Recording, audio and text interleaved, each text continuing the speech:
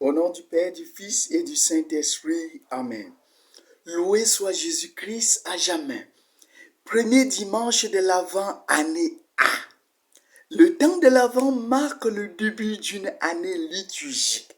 C'est le temps d'attente joyeuse, d'éveil spirituel, de vigilance dans la prière, d'alerte accueillante d'un événement. Advent tous à venue du Sauveur, du Messie à Noël.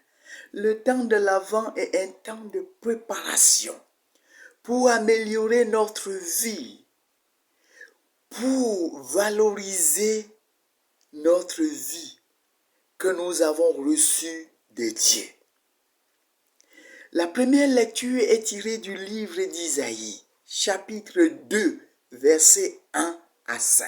Venez, montons à la montagne du Seigneur, marchons à la lumière du Seigneur. Ici, le prophète Isaïe décrit trois faits lumière. Premier fait lumière, il arrivera que toutes les nations afflueront vers Jérusalem. Toutes les nations afflueront vers Jérusalem, la cité de Dieu, cité de la paix. Le temple deviendra le lieu de rassemblement de toutes les nations. Le temple deviendra le lieu de rassemblement de toutes les nations. L'universalité du salut. Le salut est ouvert à tous les peuples, à toutes les nations. C'est l'entrée des autres nations dans l'alliance d'Israël. C'est l'entrée des autres nations dans l'alliance d'Israël. C'était le Dieu d'Israël qui devient le Dieu de toutes les nations. Et c'est le peuple d'Israël qui est le peuple qui conduit les autres nations vers la cité du Dieu vivant, vers la Jérusalem céleste.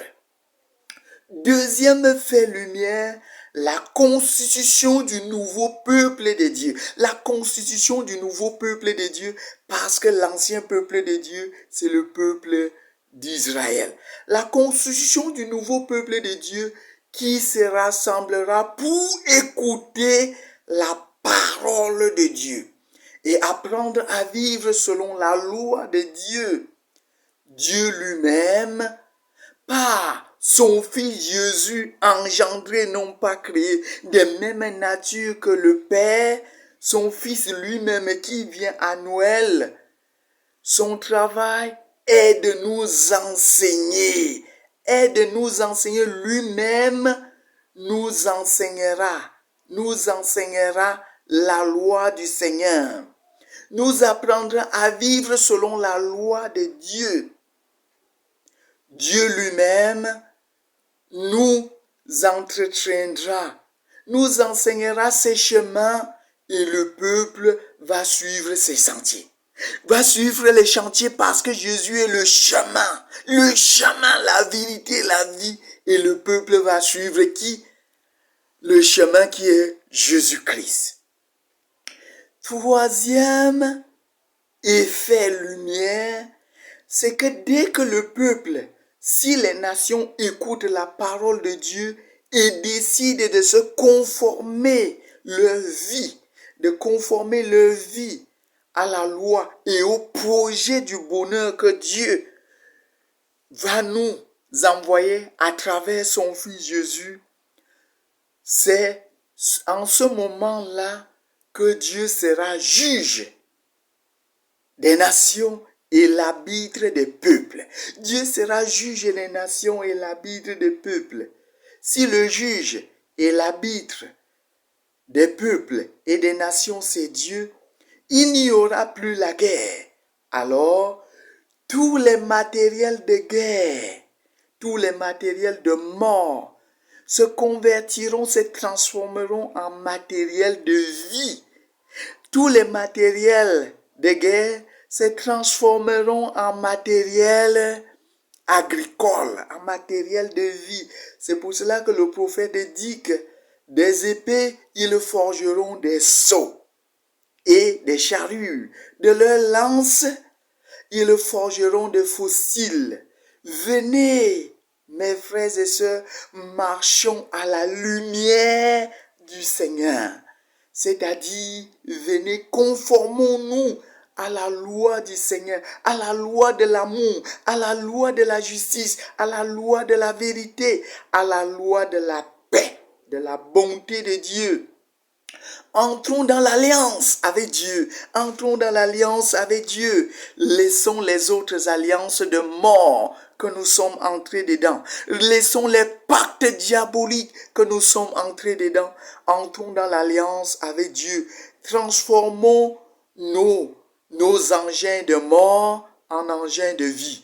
Transformons nos engins de guerre en engins d'agricole. Transformons nos comportements de mort, nos pulsions de mort en pulsions de vie. Alors dans le Saint-Évangile, Jésus appelle les disciples en leur parlant de sa venue. Jésus parle à ses disciples de sa venue. Quelle venue? Alors la première venue est le mystère de l'incarnation. Dieu s'est incarné dans le sein de la Vierge Marie, engendré non pas créé, de même nature que le Père. Par lui tout a été fait pour nous les hommes et pour notre salut. Il est descendu du ciel et s'est incarné dans le sein de la Vierge Marie. La seconde venue maintenant, c'est la venue eschatologie que Jésus est en train de nous parler. La venue eschatologie, dans la venue eschatologie, d'où il viendra juger les vivants et les morts. C'est la venue eschatologie, la venue du jugement.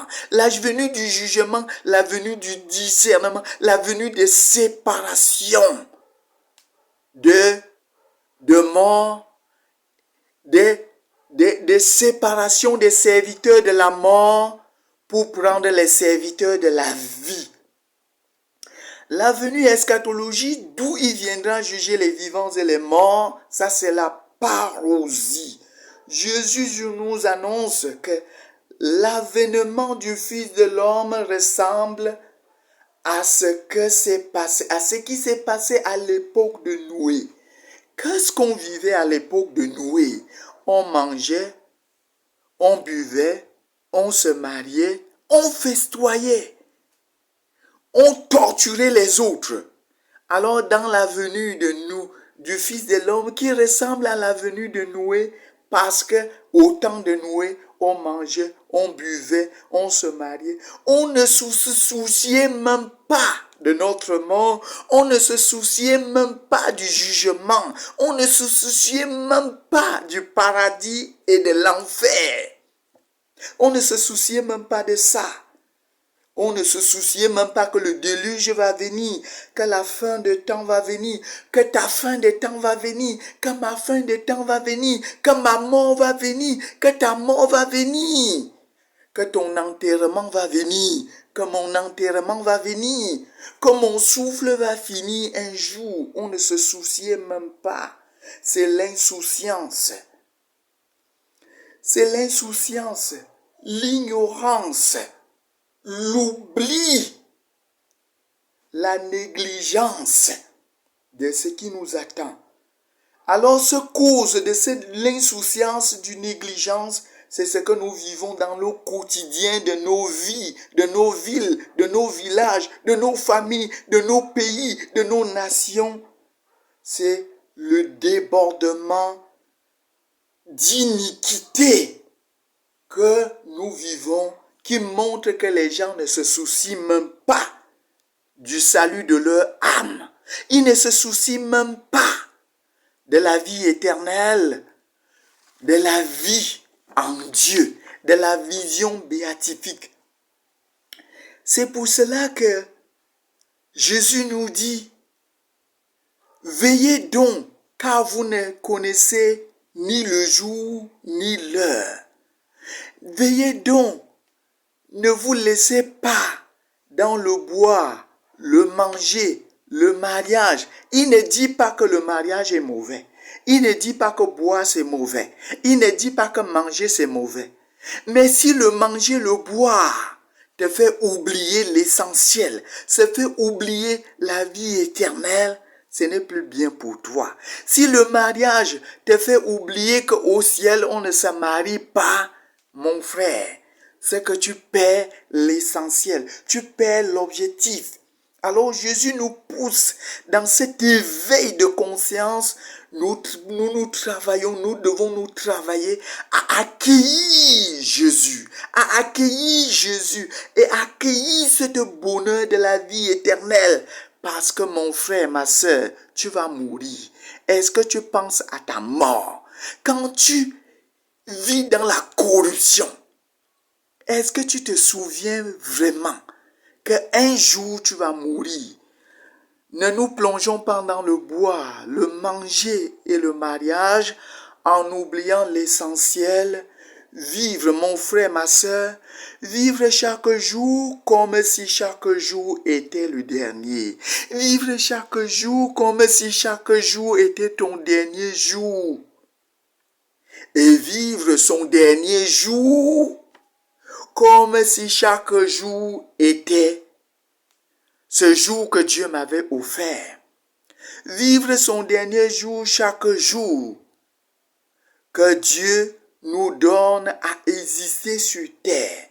Noé était considéré comme un fou, comme un idiot, parce qu'il vivait dans un endroit où il n'y a pas de l'eau. Mais il commence à construire un bateau. Il commence à construire de l'arche. Et les gens se moquaient de lui et passaient leur temps à boire, à manger, sans penser qu'un jour il y aura le déluge. Et quand vint le déluge, Noé devient le plus sage. Ce qui est de fou dans le monde, voilà ce que Dieu a fait pour couvrir de confusion ce qui se disait des sages. Mon frère, ma soeur, pense à ça. Voilà, Noé a été fou aux yeux des hommes, mais aux yeux de Dieu, il a été sage en Dieu. Qu'est-ce que Noé a construit? Noé a construit l'arche, un bateau. Ce bateau, c'est l'arche, et l'arche qui contient la parole de Dieu. C'est la demeure de la parole de Dieu. L'arche de la parole de Dieu. L'arche de Dieu, c'est la parole qui demeure. La parole de Dieu ne passera jamais. La parole de Dieu demeure. Si la parole de Dieu demeure en toi, mon frère, ma soeur, ta vie va demeurer dans l'éternité. Qu'est-ce qui demeure en toi, mon frère, ma soeur? Si ce sont les paroles des mécréants, tu vas aller, ta vie va être foutue. Ta vie est foutue. Qu'est-ce qui demeure en toi, mon frère, ma soeur? Ce sont des paroles de Congossa, ce sont des paroles de mécréants, ce sont des paroles de bandits, ce sont des paroles de mensonges. Ça te détruit, ça ne te construit pas, mon frère, ma soeur. Que la parole de Dieu demeure en toi, en toute sa richesse. Que ta parole de Dieu demeure en nous dans toute sa richesse. Instruisons-nous et reprenons-nous les uns les autres par la parole de Dieu. Si tu as la parole de Dieu en toi, tu as la vie en toi. Alors l'arche, Noé, que ta vie soit une arche construite sur Dieu. Que ta vie soit bâtie sur la parole de Dieu, avec Dieu, quels qu'en soient les déluges, quelles qu'en soient les situations de la vie, quelles qu'en soient les situations de déluge dans ta vie, tu ne peux pas sombrer. Tu ne peux pas sombrer parce que les paroles de Dieu sont des paroles de vie et non des paroles de mort. Mon frère, ma soeur, toi qui vis dans les déluges de la vie, saisis l'occasion pour rester greffé en Dieu.